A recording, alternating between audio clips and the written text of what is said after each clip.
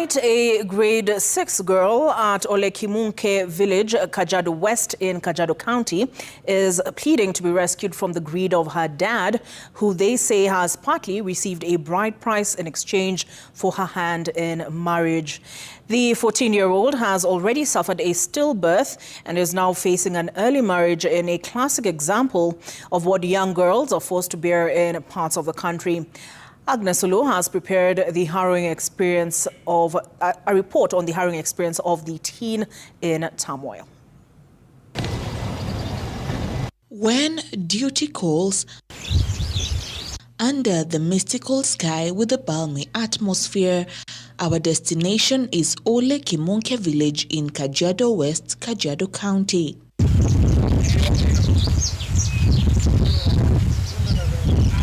At the foot of this undulating scenic environment is the location of a distress call. Here, the phrase, "the sky is the limit," sounds empty to a mother and her daughter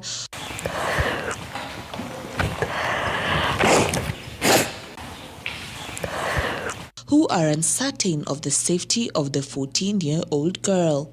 For purposes of their safety, we shall call her Mother Esidai and Naeku. Ole Kimunke Primary School sits at the heart of Kajiado West Sub-County.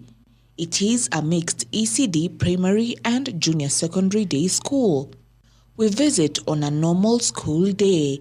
The dead silence and the empty playing fields at the time of our arrival, an indication that serious learning is underway.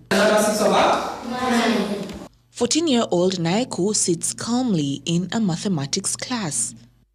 Here, she conceals her physical, emotional, and mental wounds resulting from sexual abuse, teenage pregnancy, to obstetric violence. From child loss to frequent marital threats from her father, she plows through this anguish, her anger for knowledge surpassing these. 100 by 100. At such a tender age, Naiko has experienced pain beyond her years and mostly at the hands that were meant to protect and nurture her. Baba ameniambia utaolewa. Nikamwambia hapana, sitaki kuolewa. Kwa sababu mzee ameuza yake yote. Akataka kuuza lile shamba ambayo nimepewa na shosho yangu. Nikakataa. Akasema nitamtoa shule, nimuoze nipate ng'ombe. I was with the girl since when she was in grade 4. In all areas, in all learning areas, she was actually above average. But the moment she come and encounter what he has just encountered, she is now totally down. Yeah, there is the girl who needs to be supported to go to school and to be able to achieve the best. First of it is issues about counseling, to accept who they are and what has happened to them. And if that happens, then the second thing is reintegrating them back to school. Bernard Chege, the school head teacher, has only been in charge for 2 months, but he is well aware of the elephant in the room that he also has to tackle head-on within the community. A very unique area whereby you get that when a child gets at this age of 12, parents, they have that mentality of assuming that the girl is mature. And they usually see goats and cows and wealth from that girl. Forgetting that, they might have good future. Threatened, Naeku currently lives with her mother at her maternal grandfather's home, a stone throw away from her father's compound. The young girl knows no peace as her father relentlessly pursues her for the promised marriage, this despite of a warning from her grandfather. Anamuita kwa hii shopping center ya Tinga na nasikia kuna pesa kidogo ashakula ya ule mzee mwenye anafaa kumuuza. Ametafuta hadi anataka kula ng'ombe. Nikamwambia usikule juu mistake nielewe sasa.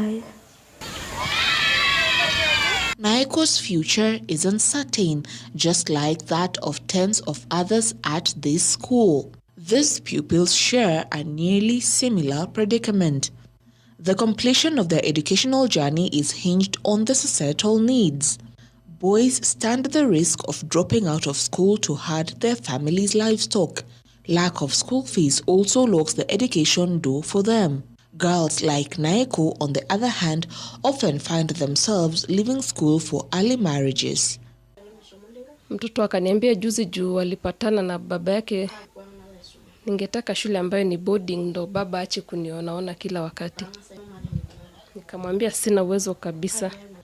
Though the government has a school re-entry program for those who, for one reason or another, drop out of school, it is yet to be fully embraced in these parts of Kajiado.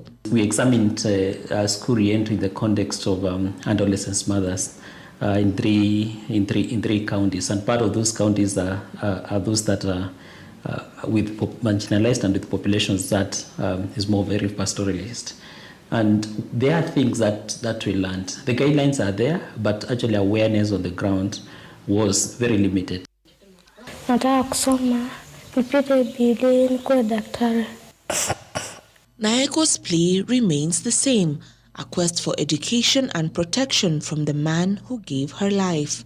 14-year-old who was on the verge of being married off in Kajiado County was rescued amidst rising concerns of early childhood marriages during the school holiday season. The teenage girl, whose plight was aired by Citizen TV, had sought refuge in her grandfather's house. And as Laura Otieno reports, the Children's Department in Kajiado County has vowed to continue community sensitization to root out a retrogressive culture that still advocates for child marriage.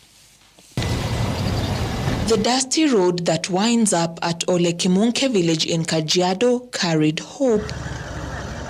Hope for a brighter future for a 14-year-old girl who was featured on Citizen TV, fearful of being married off by her father. Well-wishers as well as officers from the Kajiado County Children Department led a rescue mission where the teenage girl was picked and moved to a safe house. Tumekuja hapa kupitia ujumbe tuliopata kupitia runinga ya Citizen TV. Tumejitolea kuhakikisha kila msichana amepewa nafasi kikamilifu ya kuhakikisha ya kwamba amesoma ili at least aishi maisha ya maana baadaye. Kuna mila mingi ambayo inasumbua watu katika sehemu hii. Unakuta bado watu masomo ni kusukumiwa, lakini tunashukuru kwa maana mumeleta mwangaza huo na tunafanya kazi mzuri pamoja. In a report commissioned by Women Lobby Group Fawe in 2024, 18% of girls aged between 15 and 18 years had already been married, with the SL counties reporting the highest prevalence. Stakeholders now calling for concerted efforts, especially in setting up more schools which serve as rescue centers for teenage girls and even boys who risk being married before the legal age. Zile changamoto wanapitia hapa mimi siwezi kuzitatua mtu binafsi, lakini nikipata wafadhili kama Light Up Hope tunashukuru kwa sababu wao hata nimeonyesha ile jukumu. Bali na huyu msichana tusiweza kusaidia hata hao wengine wadogo.